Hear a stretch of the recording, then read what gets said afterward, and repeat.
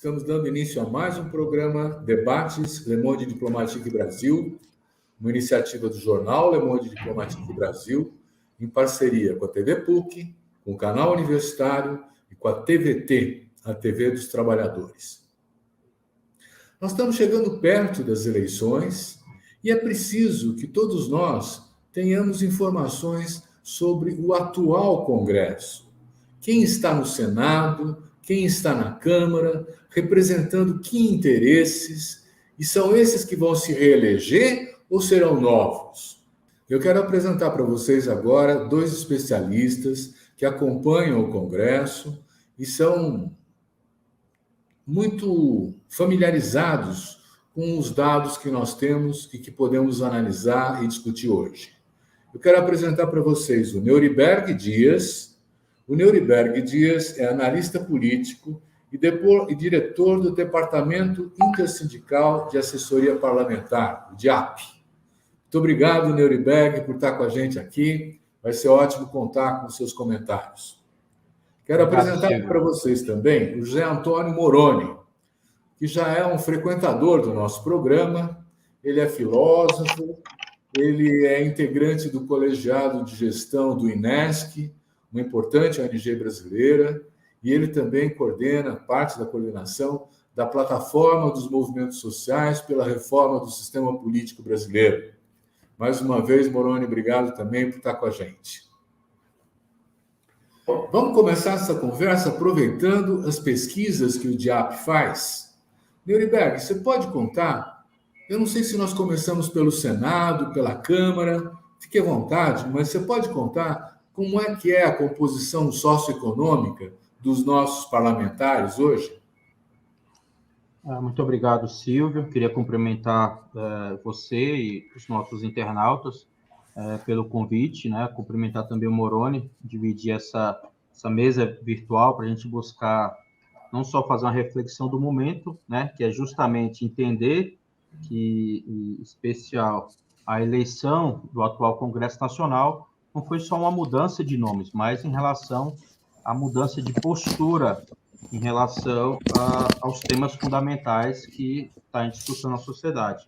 Então, aqui eu queria passar um pouco, acho que para fazer essa introdução, e os números, por si só, ele já ajuda para entender um pouco esse perfil do Congresso Nacional, né, desde o eleito ao pós-janela partidária e qual a tendência aí pós-eleição na composição do Congresso Nacional, tendo em vista que a gente já pode apontar alguns caminhos. O principal deles é que o DIAP, assim que elegeu o atual Congresso Nacional, em 2018, ele já vinha numa linha de apontar que desde 2014 já havia uma mudança mais radical na composição do Congresso Nacional, ou seja, Congresso muito mais liberal, sob o ponto de vista da economia, muito mais conservador em relação aos costumes, né, e muito mais atrasado em relação aos temas dos direitos sociais e meio ambiente. Isso, na atual legislatura, se aprofundou. Então, esses grupos,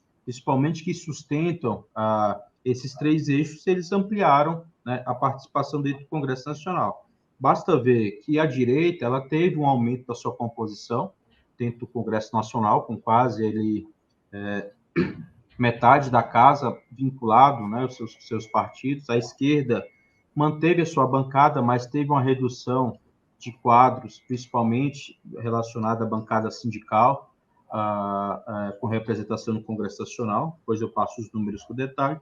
E o centro diminuiu. Então, houve aí, nesse novo Congresso, um direcionamento das suas forças aí mais à direita, né, e até à extrema-direita, como se percebe aí com a bancada bolsonarista. O fato é que a esquerda ela manteve uma força e conseguiu, dentro de uma estratégia, neutralizar vários pontos. Então, a gente conquistou um terço, digamos, aí da bancada, mas o outro grupo, né, mais à direita e radical, ali, estão com 2/3, né, com representação no Congresso Nacional, e isso, consequentemente, aí trouxe de volta uma agenda muito mais profunda, sob o ponto de vista do ataque aos direitos sociais. Veja que esse Congresso anterior foi dele que partiu as iniciativas de reformas estruturais. não veio do Poder Executivo. Então, você pega de 2014 para cá, onde foi dada a continuidade nessa agenda,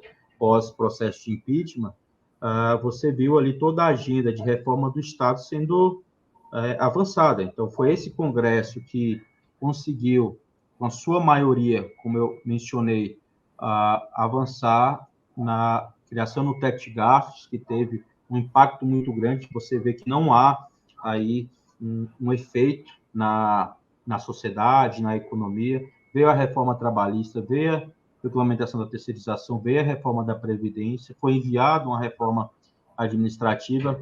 Então, foi o Congresso que pressionou, diferentemente de em outros momentos, pressionou o Poder Executivo a avançar nessa agenda não de desmonte do Estado, mas privatização do Estado. Então, essa correlação de forças que eu mencionei, tendo aí um Congresso mais liberal, mais conservador, mais atrasado, refratário em relação aos direitos, inclusive civilizatórios, estão conseguiram aprovar tanto essas agendas, mesmo não conseguindo da reforma administrativa, mas aprovou uma agenda de desmonte muito grande em relação a serviços prestados pelo Estado, né? Isso você vê uma dificuldade imensa em todas as áreas, o Estado ter ali principalmente o serviço público chegando na ponta, menos servidores, enfim, privatização de empresas públicas, enfim, temas, principalmente da agenda ideológica, que, como eu mencionei, esse grupo ali associado à bancada especial, que aumentou, né, evangélica, bancada da segurança, que veio muito no ambiente, na renovação ali ancorada a esses grupos, empresarial, tiveram força, inclusive, para discutir alguns temas da agenda ideológica. Né? Veja que, depois de muitos anos de discussão, né, não só tema a gente conseguia um maior debate no Congresso, conseguia soluções. Hoje não. Hoje, o grupo mais representado, inclusive, atualmente, pelo presidente da Câmara, ele representa essa chegada efetiva ao poder desses grupos, tem pautado vários temas aí que se tinha uma discussão mais ampla por conta do impacto. Veja a questão ambiental com a lei de agrotóxico, né, a liberação, em relação à flexibilização do meio ambiente, enfim, dentre várias mudanças, avançou, né, nessa agenda que o Senado tem colocado aí um pouco mais de equilíbrio. O fato é que essa correlação Câmara e Senado tem uma convergência muito grande em relação a esses temas e também com o governo, né, o governo atual, que tem se omitido em vários assuntos, mas o Congresso, pelo perfil que tem essa composição, adotou um protagonismo jamais visto, né, desde 88, né, qual já acompanha. Deixa eu perguntar uma coisa para você. Quem são essas pessoas? São trabalhadores? São empresários? Como é que eles se representam? Quem manda no Congresso? Eles estão representando o quê? 2 terços são esses empresários, né? São a bancada evangélica, enfim, são os ruralistas, né? Que tem priorizado essas agendas, né? E, como eu mencionei, você pega uma bancada sindical com 33 parlamentares, você tem baixíssima representação de negros, né? E mulheres no Congresso Nacional. Só para você ter uma ideia, menos de 20% se declaram como negros ou pardos, né? Se eu colocar só negros, cai. Então, é uma bancada social bem subrepresentada, né, na atual legislatura. E, consequentemente, deu total apoio, né, a toda essa agenda aqui que eu mencionei inicialmente. Então, o fato é que, para colocar, né, para discussão, não só olhando para trás, mas para frente, a eleição atual ela tem esse objetivo estratégico hoje para a gente, como movimento social, sindical popular, de melhorar essa representação. Lógico que aqui depois a gente comenta outros pontos, mas as reformas, principalmente a legislação eleitoral, pode colocar dificuldade, né, mas também cria oportunidades para a gente melhorar essa composição no Congresso Nacional aí para a próxima legislatura. Então, Muito inicialmente bom. era Deixa eu essa perguntar. explanação geral. Obrigado. Deixa eu perguntar para o Moroni. Moroni, o Inesc acompanha o Congresso também, né? Que dados você pode trazer para a gente? Bom, o Inesc, que é uma organização, como o Silvio falou, sediada aqui em Brasília, né, desde 79, que a gente tem um pé no Congresso. Né? Em plena ditadura, o Inesc já tinha um acompanhamento no parlamento. Né? E o que a gente percebe na composição do parlamento brasileiro, ele se mantém mais ou menos com o mesmo perfil praticamente em todas as legislaturas, né? Que é esse perfil que a gente diz que é do homem branco, proprietário, hétero, cristão, né? E que representa os interesses da grande minoria da nossa população. Esse perfil, ele se mantém ao longo do tempo, né? Alguma legislatura um pouco mais, outra um pouco menos, mas na sua maioria é esse perfil que se perpetua no nosso parlamento. Né? As mudanças que se tem é muito pequena nesse perfil. Né? Por exemplo, a Norberg falou que menos de 20% no nosso parlamento se declaram negros, portanto, pardos e pretos, né?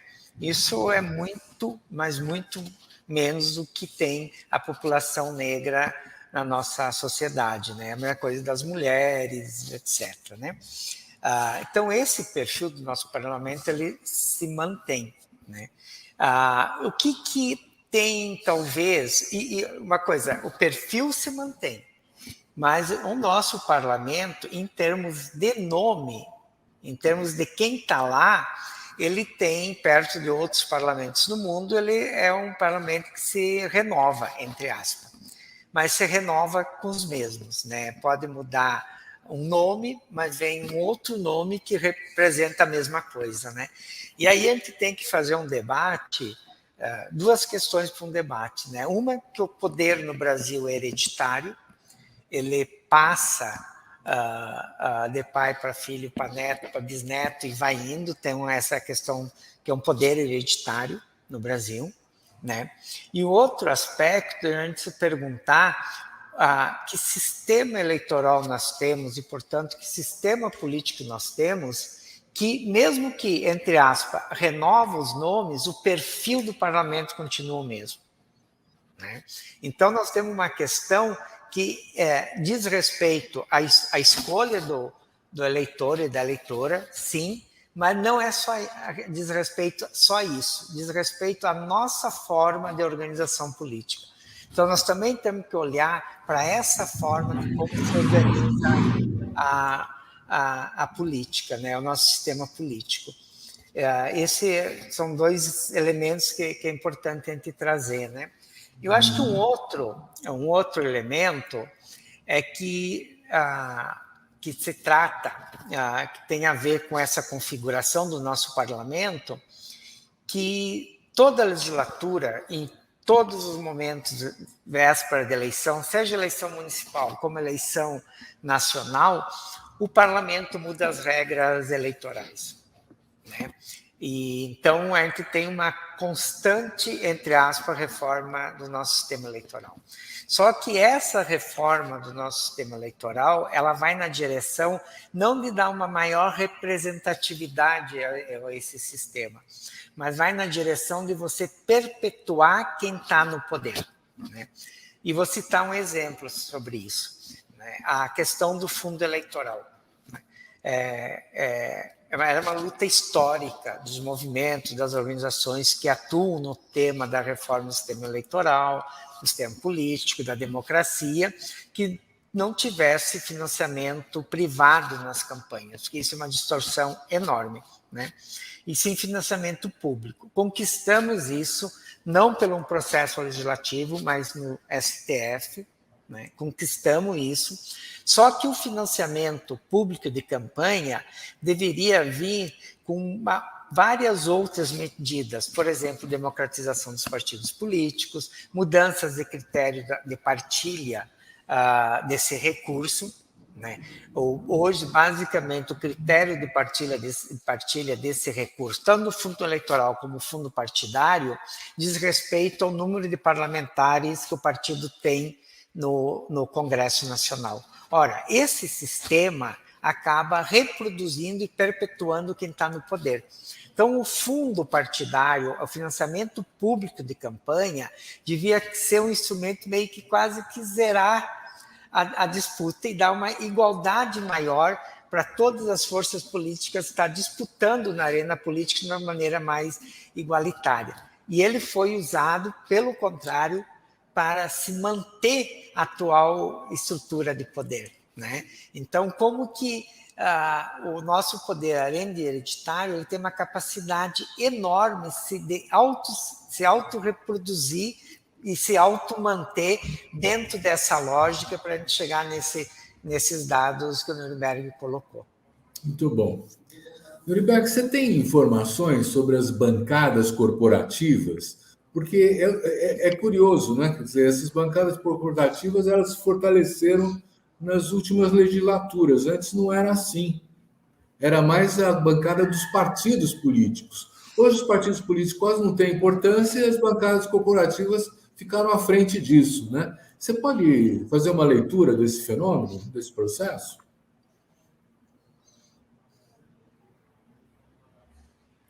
Você está sem som. Claro. Efetivamente, o DIAP ele veio observando justamente essa relação.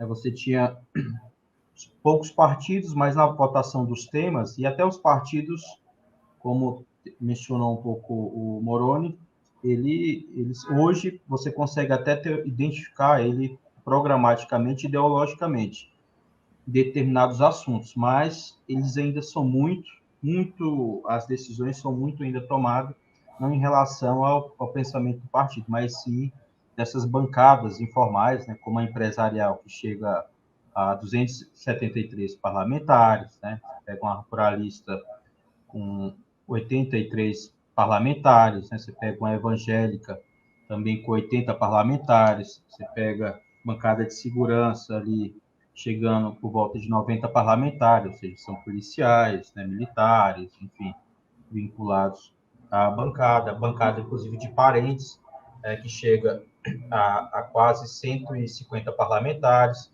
ou seja, que justamente comprova a tese que o sistema, ele, quando você olha de parentes e olha a renovação no Congresso Nacional efetivamente, sempre é uma renovação relativa. Esses grupos, né, fazem a sucessão dos seus parlamentares, geralmente são filhos, são netos, é pai, é mãe, enfim, que dá sucessão mais ligado, né, a um eixo muito claro, né, em relação aos interesses de um segmento da sociedade. Então, a gente, de um lado, encontra essa maior dificuldade de renovação, que realmente o sistema político, os partidos, que eu acho que agora, mesmo com os avanços, haverá uma grande dificuldade de um lado, de renovação, porque as regras eleitorais recentes, alteradas, desde 2017 para cá, em especial, vai favorecer fortemente quem vai disputar a reeleição. Ou seja, só para você ter uma ideia, o grupo do Centrão, que eu acho que ele que se apropriou dessas regras, no pós-janela partidária, eles chegaram a 355 parlamentares. Então, são deputados do PP, do PL, parte do PSD, o antigo MTB. Ou seja, esse grupo, ao incluir mudanças na legislação eleitoral, seja o desempenho mínimo, principalmente o mais recente, que o partido tem representação mínima para disputar sobras, né, que tira ali dificulta, né, vários partidos de conseguir cadeiras, por conta da necessidade de ter 80% dos votos, e o candidato, ao invés de 10%, 20%, o Centrão usou esses mecanismos para facilitar a reeleição desse grupo, além dos mecanismos já reconhecidos, no orçamento individual e positivo, orçamento e emenda de relator, né, que isso passou fora de controle. Esse grupo você vai se apropriar cada vez mais disso para conseguir o apoio das prefeituras, enfim, o apoio orçamentário para garantir a reeleição. Então, o grupo ele se revitalizou. Né? Você pega as eleições desse grupo Centrão e grupo do setor empresarial, eles, momentos de renovação, eles se reorganizam, né? E foi dentro do Congresso Nacional, até orçamento próprio, a garantir regras mais favoráveis para garantir a eleição. O fato é que, desse lado, a gente perde, mas, por outro, a regra também com o fim das coligações, os partidos que têm mais identidade ideológica e social, a federação partidária, enfim, isso também, por outro lado, vai ajudar a gente, né, a disputar, né, essa composição no Congresso Nacional. Lógico, com candidaturas competitivas, enfim, e com chance real de aumento, né? Hoje a gente tem 130 parlamentares aí mais vinculados a essa leitura pró-trabalhador, social, né, direitos humanos, pode ter um acréscimo aí para 150 ou 160 parlamentares. Mas é uma indicação muito grande que as regras favoreçam, né, quem hoje está em mandato, e os partidos dificultem, já por conta um pouco do histórico que o Moroni trouxe, de colocar novas candidaturas, né? Então, você vai incluir dentro de um critério de condições, né? E o partido vai decidir de condições de fazer bancada, que tenha até recurso privado de campanha, né? Porque financiamento não de pessoa física, né? Também distorce esse ambiente. O fato é que a gente tem aí um momento de oportunidade, mas também um momento de dificuldade, talvez, para renovar por conta da vantagem hoje que esses grupos aí têm dentro dos partidos, dentro do Congresso Nacional, para garantir a eleição. Tá bom. Moroni, nós vamos fazer uma pequena interrupção por conta da legislação eleitoral, mas antes disso, vou botar uma pergunta para você ficar pensando, né? Quer dizer, como é que essas bancadas atuam para conquistar os privilégios? Porque é disso que se trata, né? Quando você tem bancada corporativa, não é para defender o interesse público, né? Pensa nisso, e agora nós vamos entrar na nossa primeira pausa eleitoral.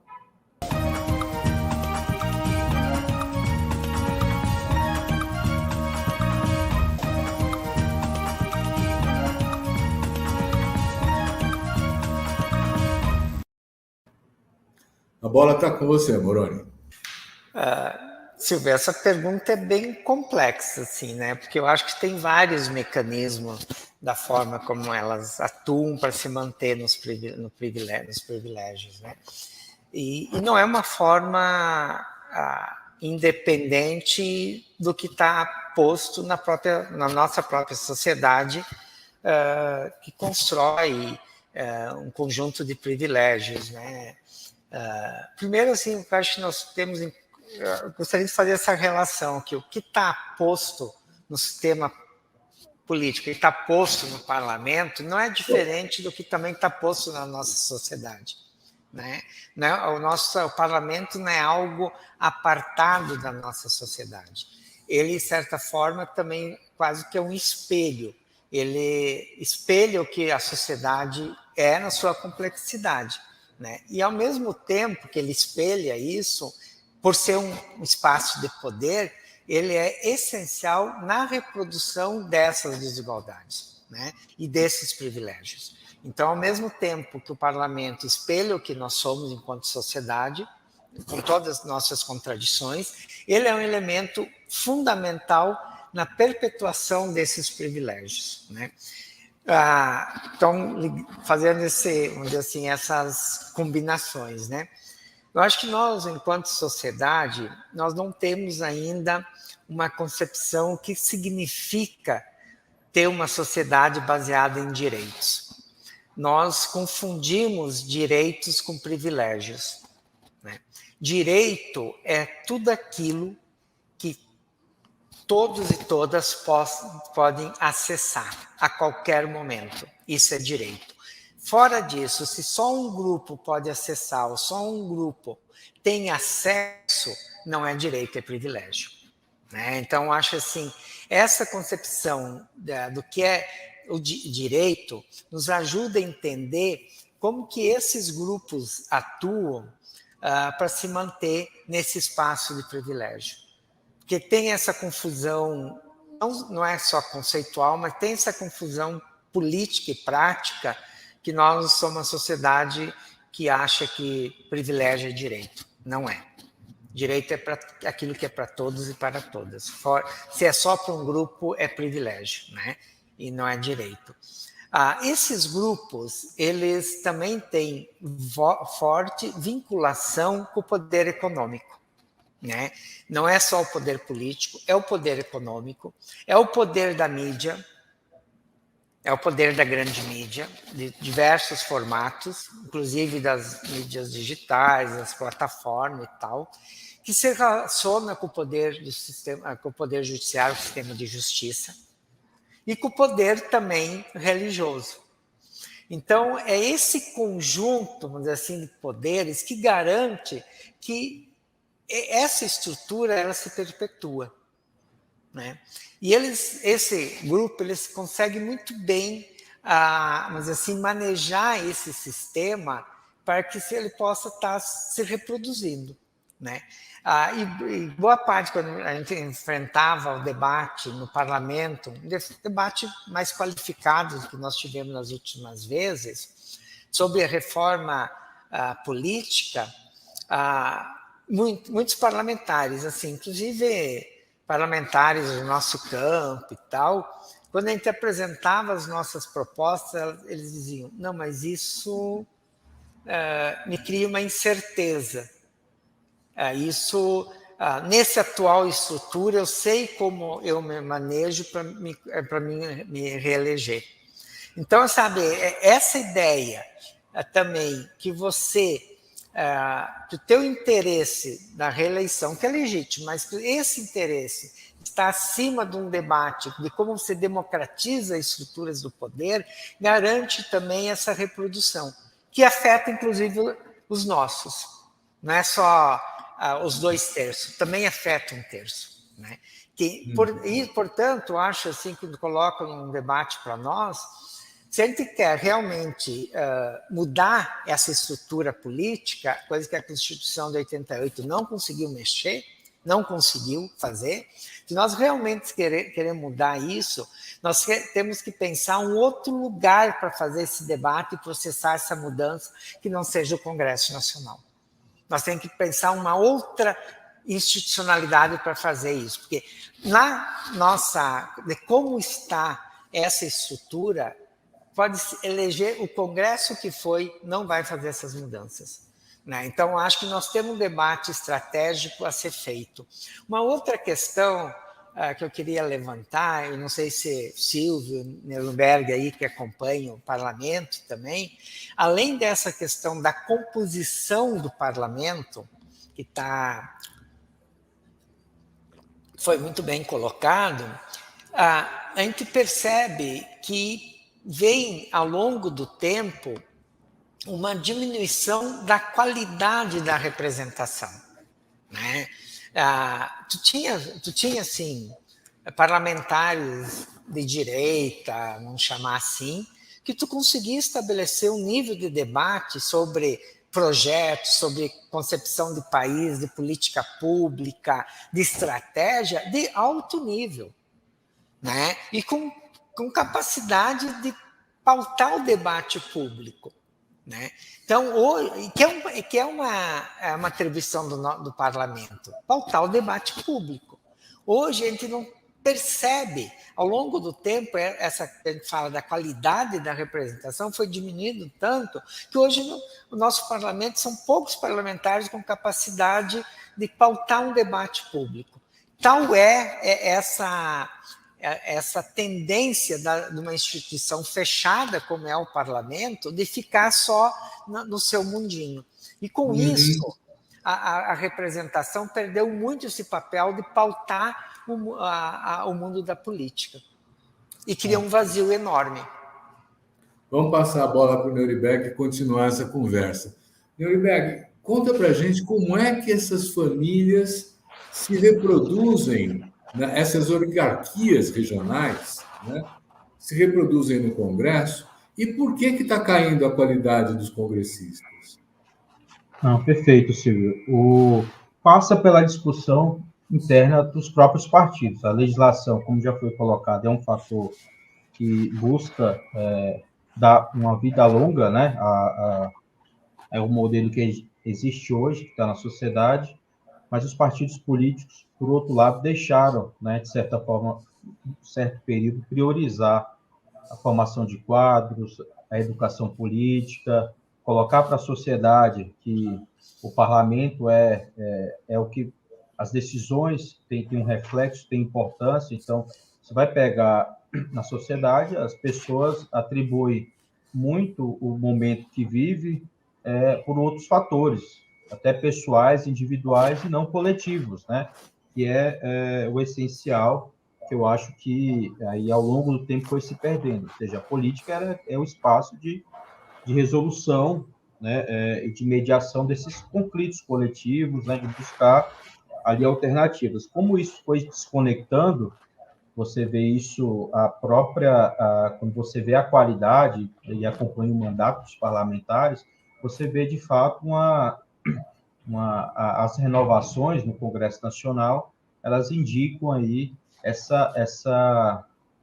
esse ambiente em que você não consegue, né, interditou, de certa forma, qualquer debate. Então, você tinha um Congresso Nacional, independente do tempo para votar um assunto ou outro, mas quem era eleito tinha uma preocupação em amadurecer o debate, ampliar a participação da sociedade, dos segmentos, para poder efetivamente tomar uma decisão. Hoje não, hoje os parlamentares, de certa forma, e acho que por esse ambiente de garantir representatividade, de garantir acesso a recurso público, enfim, de certa forma, garantir privilégios a vários segmentos, de forma estratégica, né, obviamente, né, foi tirando, diminuindo essa participação política. Eu falo isso porque os próprios partidos aí de esquerda, de certo momento, também, né, avançaram para essa agenda muito pragmática, né, do dia a dia da política, e deixaram de fazer essa discussão com a sociedade, enfim, de fazer esse vínculo mais participativo em relação ao mandato. Eu acho que a gente chegou num nível muito grande de transparência, a gente vê isso até sob ataque, mas, por outro lado, a gente não soube, né, trabalhar isso com a sociedade, no sentido de poder criar mecanismos de maior participação. Inclusive, isso passa por dentro dos partidos. O fato é que a representação, enfim, o perfil que se dá, como foi mencionado, ele demonstra, né, de forma bem objetiva, que os partidos foram buscando ali desempenho e esquecendo de fazer uma discussão, né, na sociedade, enfim, para buscar efetivamente a conectar sempre a importância da política na vida e no dia a dia, né? O fato é que passa, acho que é pela não só mudança cultural, mas na legislação. Se a gente efetivamente é muito difícil a gente avançar o perfil que está no Congresso, porque ele realmente vai buscar esses privilégios. As famílias, só para você ter uma ideia da bancada de parentes, quase 150 parlamentares, eles buscaram atuar. Quantos? 150, quase 150 parlamentares, eles buscam atuar em temas para dificultar uma legislação que proíba candidaturas, principalmente quando vê a lei da ficha limpa, né, houve aí uma mobilização muito grande de não podia um pai ou a mãe, começa a vir os filhos, netos, enfim, eles começaram a atuar para, que já era tradicional, mas a legislação avançou e foi se buscando outros meios para que ou flexibilizar a legislação ou buscar, né, manter, né, digamos aí, essa parte da história do país, esse grupo está no comando, enfim, está ocupando esses espaços de poder.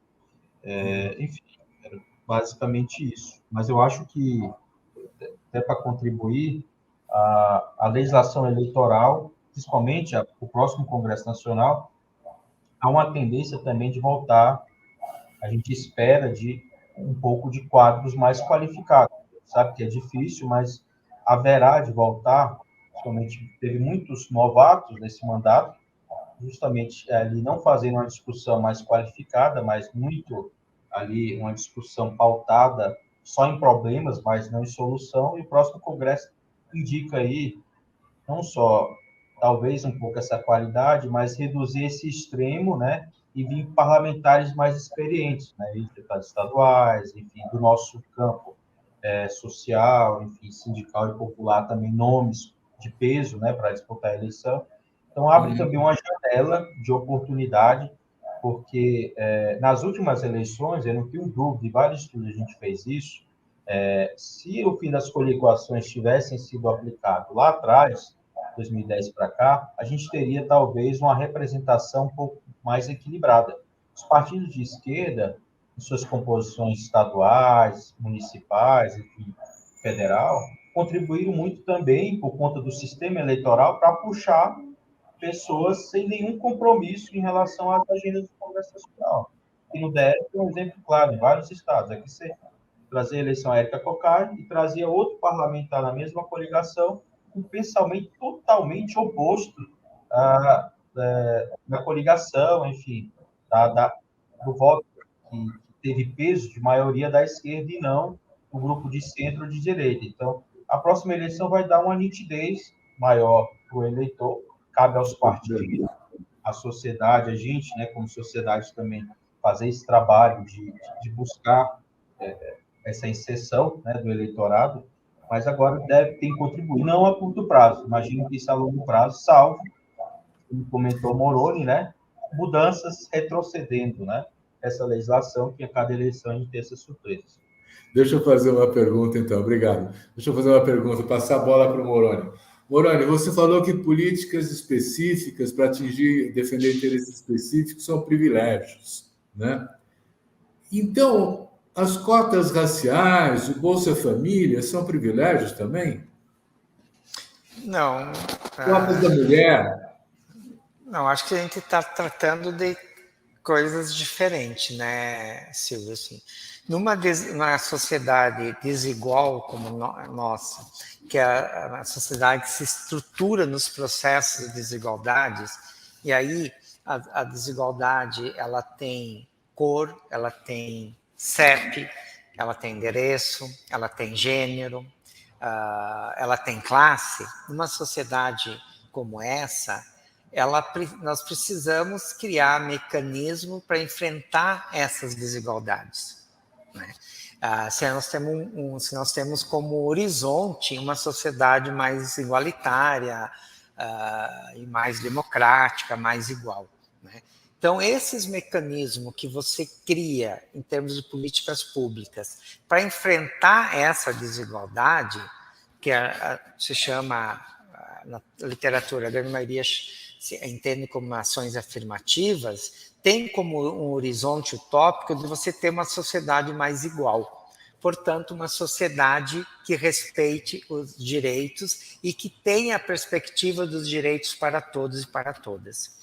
Então, quando você pensa políticas públicas afirmativas, está nessa direção de enfrentar as desigualdades e ter uma sociedade baseada nos direitos e não nos privilégios. Então, é totalmente diferente quando um grupo se apropria do Estado, e isso para nós não é recente, historicamente o nosso Estado se constitui para isso, né? Por isso que o nosso Estado é muito mais privado do que público. Quando você tem um grupo já privilegiado que tem todo aquele poder que eu coloquei antes, né? Econômico, político, cultural, poder no sistema de justiça, na grande mídia, poder religioso, ele se usa do espaço público para se manter nesse lugar de privilégio. Então, são coisas bem distintas, né? Ótimo. Nós vamos fazer mais um único intervalo e já voltamos já.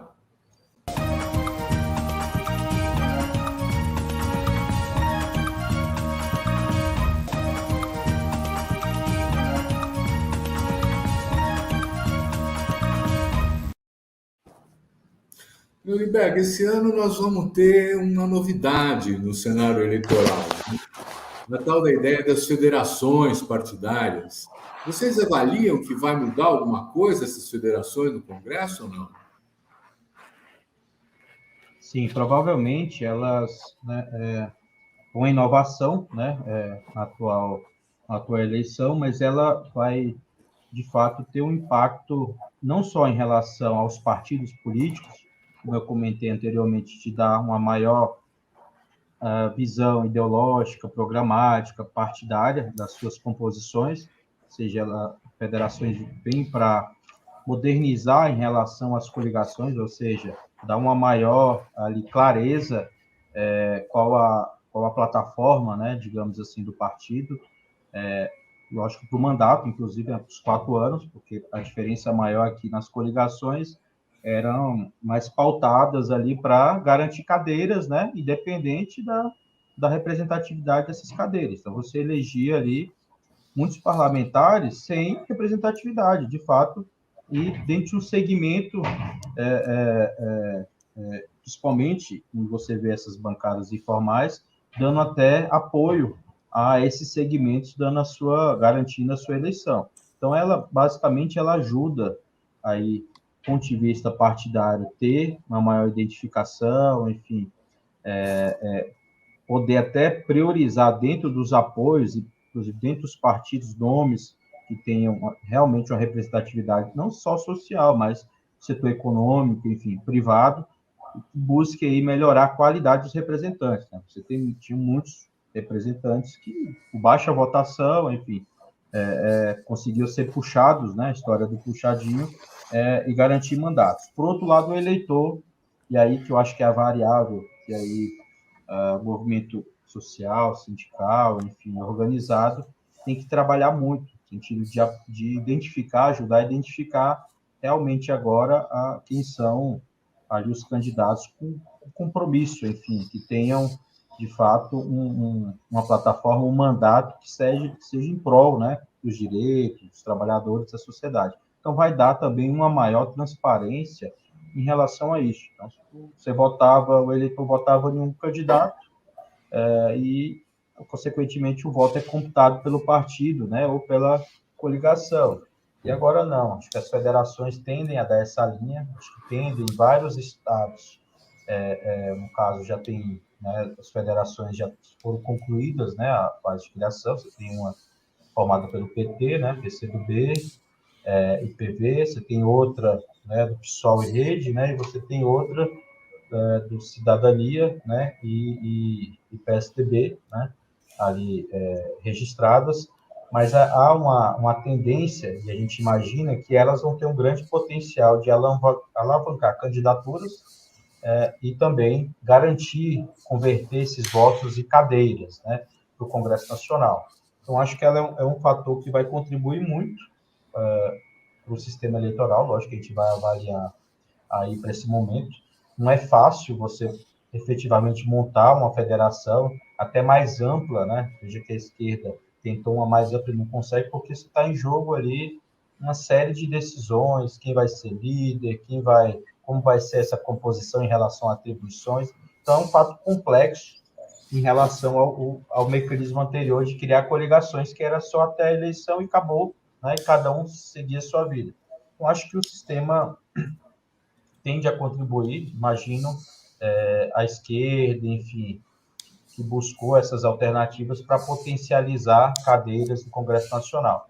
Então, acho que sim, eu vejo como um fator importante para buscar um maior equilíbrio ali em relação em especial, ao grupo de centro ou extrema-direita aí, que eu acho que tem uma tendência, principalmente de extrema-direita, com as regras novas, não ter o mesmo êxito, né, em relação à eleição de 2018. Então, eu acho que a política começou um processo de reorganização. Ele é lento, né? Mas a cláusula de barreira, que vai aumentar para 2,5, e com as federações, fim das coligações, a nova regra para computar os votos na sobra, elas vai antecipar essa redução de partidos no Congresso Nacional, e eu acho que favorecer um pouco a curto prazo um debate de maior qualidade, né? Com menos partidos, né? Mas ainda ali, de certa forma, pulverizado. A gente tem uma expectativa de se elegeu 30 partidos com representação em 2018. Hoje, já com essas regras, já caiu para 23, e há uma tendência de cair para 12 partidos que atingem a cláusula de barreira e em torno de 18 partidos com representação no Congresso Nacional. Ou seja, vai buscar aqueles que não atingem essas cláusulas novas, ou vão para a federação, né, ou vão para outros partidos, né? Então, partidos pequenos possivelmente vão, né, ter uma redução de imediato. Isso acho que vai contribuir para o debate de qualidade, é o que a gente espera. Né? Muito bom, obrigado. Moroni, nós estamos falando de inovações agora, né? Teve a federação e agora nós temos bancadas da Coalizão Negra por Direitos, bancadas indígenas. Eu não sei, não tenho certeza, mas parece que o MST também está pensando em ter uma bancada. Como é que você avalia isso? Eles estão usando as regras do jogo do adversário? O que é?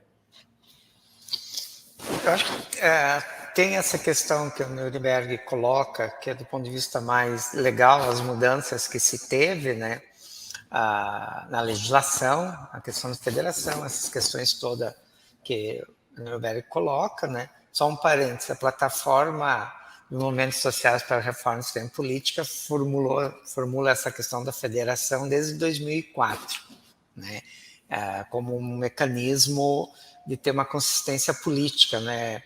Ele substitui as coligações, mas você ter uma consistência política para enfrentar aquelas questões que foi colocada, né? Você dá um voto para um parlamentar que defende a pauta antirracista e elege um racista, né? Então, só um parênteses nesse sentido. Então, tem esse conjunto de mudanças, mas eu acho que tem um outro conjunto de mudanças que não passa pela questão da legislação, que é isso que o Silvio aponta, isso que o Silvio está apontando, né?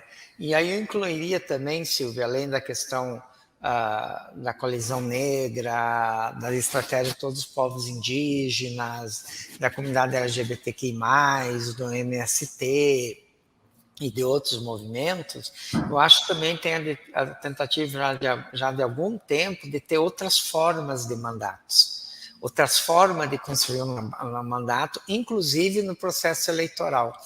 Eu me lembro nos anos 80 tinha a questão dos mandatos populares e como tu construiu os mandatos populares, etc. Né? E agora tem experiência da questão das mandatas, principalmente, dos mandatos coletivos e tal, que inclusive em termos legais foi incorporado, mas ainda falta, acho, uma experiência mais concreta do ponto de vista legal para isso. Né? Então tem várias experiências, né? Nesse sentido. Eu acho que uma mudança estratégica de alguns movimentos do nosso campo da direita, eles fizeram isso muito bem há muito tempo, de ter suas candidaturas dos movimentos e tal, né? Basta ver ali o que o MPL fez, tudo, né? Mas, por exemplo, a Coalizão Negra por Direitos tirou um conjunto de candidaturas em vários estados que são candidaturas da coalizão, né, para se ter uma bancada no nosso parlamento que representa a agenda de enfrentamento ao racismo. Né. O próprio MST tem um conjunto de candidaturas nos estados, a última informação que eu tive eram 21 candidaturas, tanto para federal como para estadual, que são candidaturas orgânicas ao movimento. Orgânicas ao movimento, né? E uma mudança estratégica bastante significativa. Que um tempo atrás, algum militante desses movimentos quisesse se candidatar, ele tinha que sair ou se licenciar do movimento, né? E agora, não, ele é uma candidatura do movimento. Eu acho que isso é uma experiência que já tem em outros países, né? Na Bolívia tem uma experiência significativa nisso, na Venezuela também, no Equador e vários outros países, né? E que a gente vai ter que olhar isso com carinho, né? Porque o que está dentro desse movimento político, né? De você construir candidaturas e, portanto, mandatos realmente orgânicos à sociedade, uma parcela da sociedade. E não ser uma coisa só de você se candidata, é eleito e tu vai se desvinculando da tua própria representação. Né? Isso é numa instituição quase que uma instituição total, como é o nosso parlamento, ela beira uma instituição total, a possibilidade de você estar se desvinculando de quem você representa é muito grande. Né? Então, essas candidaturas orgânicas a esses movimentos pode dar uma outra dinâmica ao Congresso Nacional. É totalmente diferente as candidaturas por bancadas. Né? É coisa bem diferente. As candidaturas por bancadas, elas se organizam muito mais numa perspectiva da corporação, e aí eu coloco a bancada do fundamentalismo religioso, que não é só evangélico, no fundamentalismo religioso tem muito católico, não é só os evangélicos, né? Eles se organizam em função de uma pauta não da construção de um mandato coletivo, de uma representação coletiva, mas de um interesse corporativo.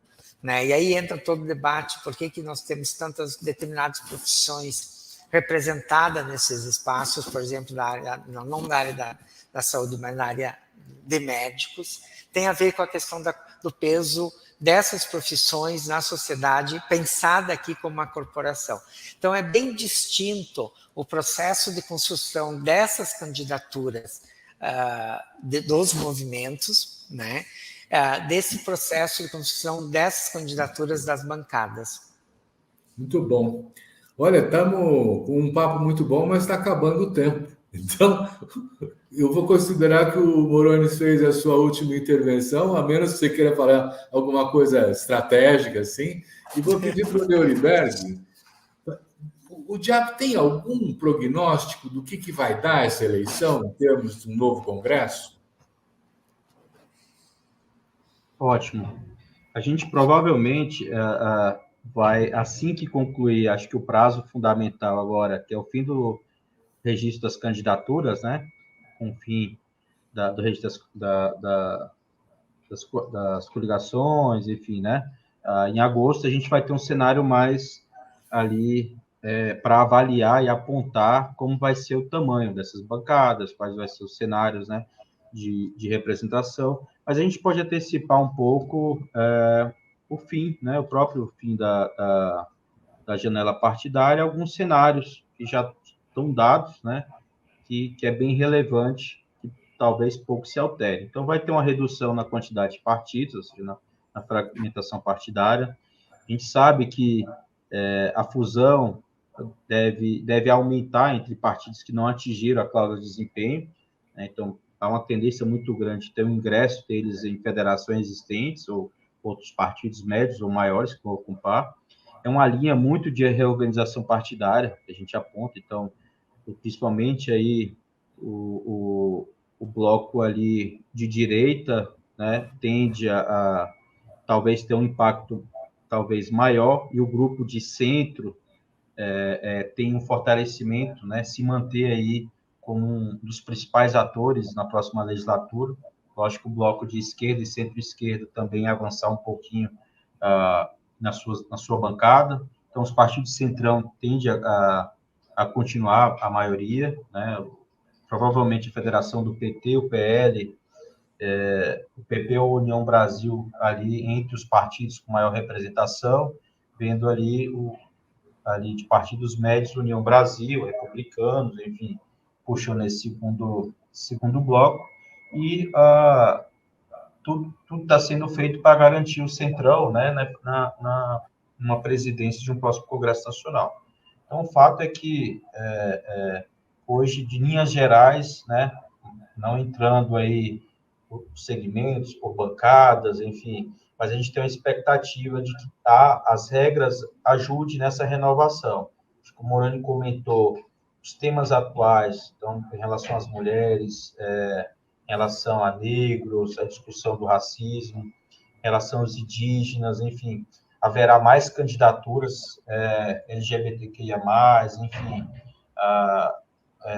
tende a ter um reforço maior de candidaturas nesse sentido, isso também ajudar, que aí eu acredito que tenha mais uma renovação nesse ponto de vista do que uma renovação ali sindical, digamos assim, né, de dirigentes sindicais, então deve ser mais puxado por essa agenda, digamos, mais social, e, em particular, acho que a gente vai ter um papel de maior peso, né, nisso aqui, a gente buscar romper, né, não adianta o sindicato só falar com os trabalhadores, tem um universo de desempregados, você tem um universo de pessoas sem proteção social, então você tem que expandir esse diálogo, né? Na política, da mesma forma, né, os partidos vão buscar ampliar essas alianças, estar mais próximo do eleitorado, né?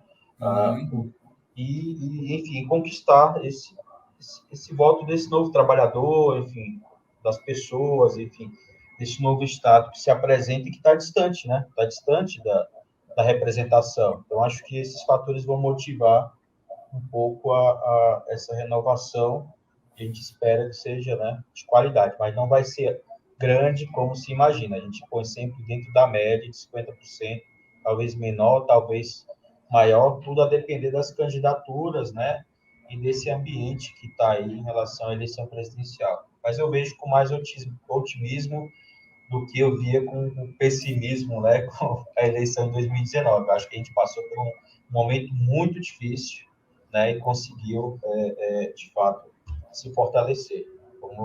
Vamos esperar o resultado final. Olha, eu quero agradecer muito ao Neuriberg Dias e ao José Antônio Moroni por esse papo que eu acho que esclareceu muito os nossos telespectadores, né? E agradecer também a você que nos assiste, dizendo semana que vem tem mais. Obrigado.